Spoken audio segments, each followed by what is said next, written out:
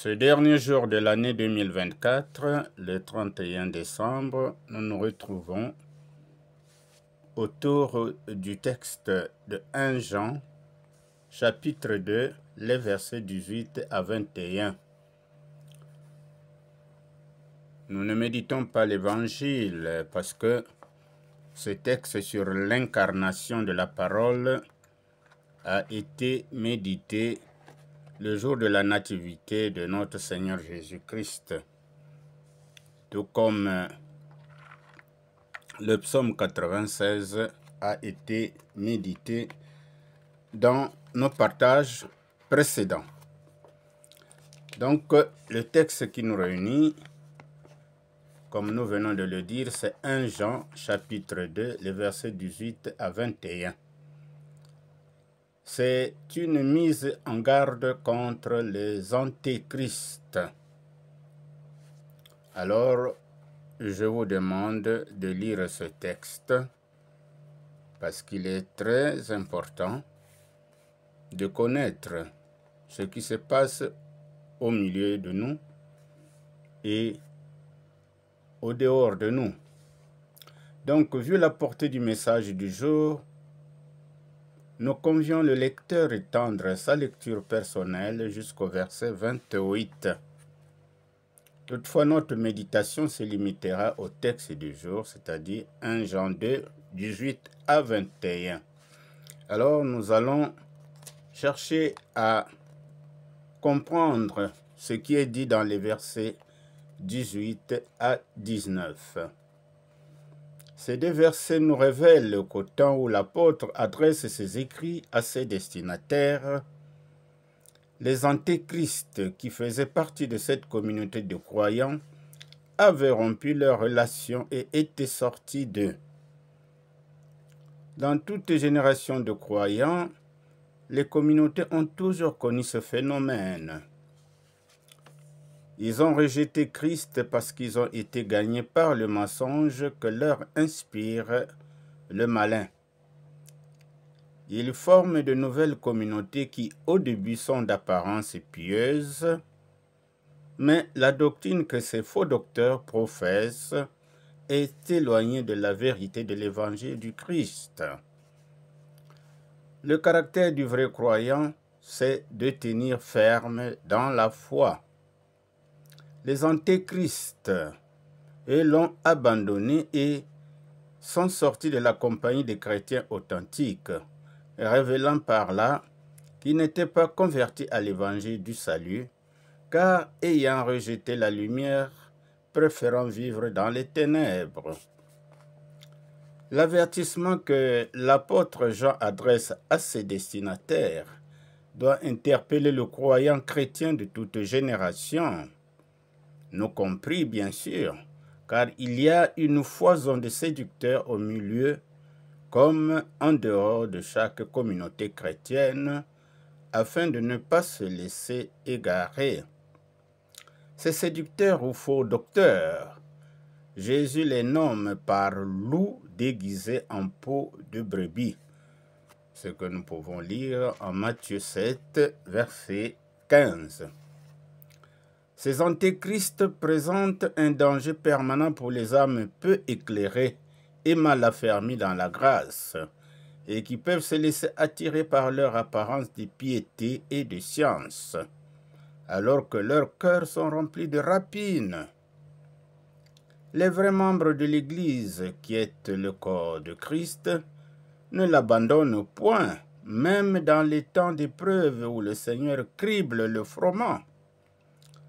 Ces défections des antéchrists sont nécessaires afin de démasquer les ennemis secrets de Dieu et que les âmes sincères soient excitées à la vigilance et à la prière, ce que nous pouvons lire dans 1 Corinthiens 11, verset 19.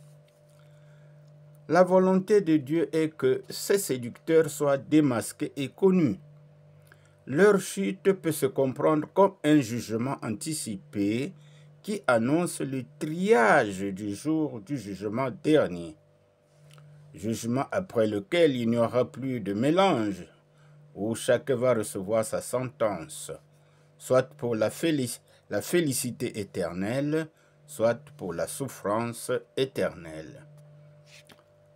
Voilà ce que nous avons pu comprendre des versets 18 et 19. Les versets 20 et 21. Alors ces versets nous parlent de l'onction. L'onction à laquelle fait référence le verset 20 est la même que celle du verset 27. Il s'agit de l'onction du Saint-Esprit. Cette onction nous donne la vie, mais aussi nous donne de connaître la réalité divine.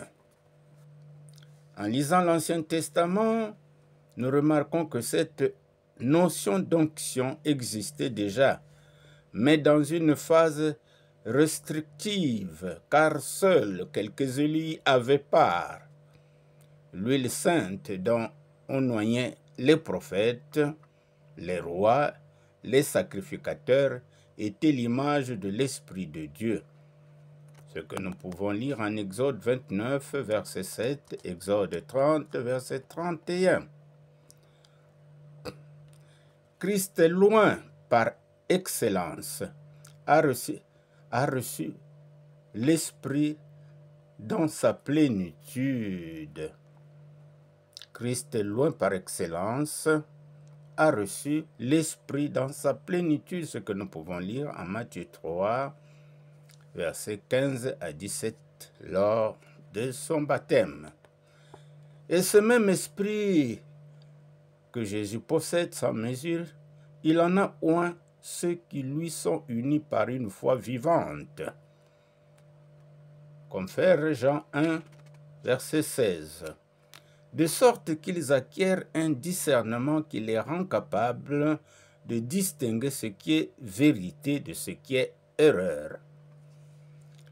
Quand nous nous repentons et nous nous convertissons, nous sommes revêtus du Saint-Esprit, qui désormais est censé diriger notre vie, pourvu que nous marchons dans l'obéissance des commandements de Dieu. Cette soumission à la volonté divine nous donne l'intelligence de discerner la vérité du mensonge. Et notre intelligence se développe au fur et à mesure de la connaissance des saintes Écritures, qui sont la boussole de notre vie et le tableau de bord dans notre cheminement spirituel. L'onction du Saint-Esprit est donc un préservatif contre les séductions des faux enseignants. Alors, ce merveilleux texte nous donne quand même de retenir ce qui est essentiel.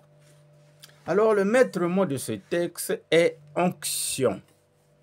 Un chrétien né de nouveau reçoit l'onction du Saint-Esprit et se doit de marcher dans la vie de Dieu.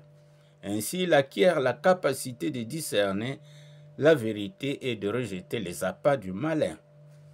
Soyons comme les chrétiens de Bérée qui avaient l'esprit alerte, cherchant toujours à vérifier si l'évangile qu'ils recevaient était conforme à la sainte doctrine de Jésus. Alors, chrétien que je suis, je dois demander à Dieu de faire justice, car la vie ici-bas contraste avec nos espérances. Parfois, nous souffrons injustement, quoiqu'on se confie en Dieu, quoiqu'on mène une vie sans reproche, quoiqu'on garde un amour sans détour au Seigneur. A contrario, à côté de nous, certains semblables font le mal aux autres sans soucier. Par contre, nous, chrétiens, faisons un effort de ne pas nous associer au mal. Nous devons nous présenter devant le sanctuaire en état de sainteté, en aimant la maison du Seigneur, en aimant aller adorer et louer le Seigneur ensemble avec les autres, donc en assemblée, en église. Nous devons constamment implorer la miséricorde de Dieu. Mes bien-aimés dans le Seigneur, nous avons à garder l'onction que Dieu nous a revêtue au moment où nous sommes nés de nouveau. Mais pour la garder, il faut que nous marchions sur les traces de Jésus-Christ. Merci. Continuez à méditer le texte. Que Dieu vous bénisse.